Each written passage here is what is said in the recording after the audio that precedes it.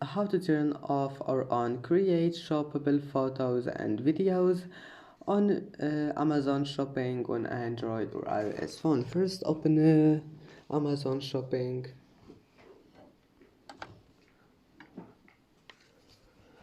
and then click the three lines here and then click settings and on here click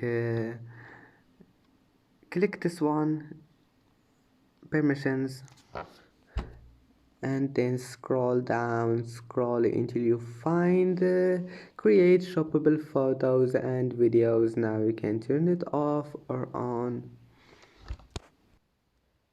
And that's it for today's video.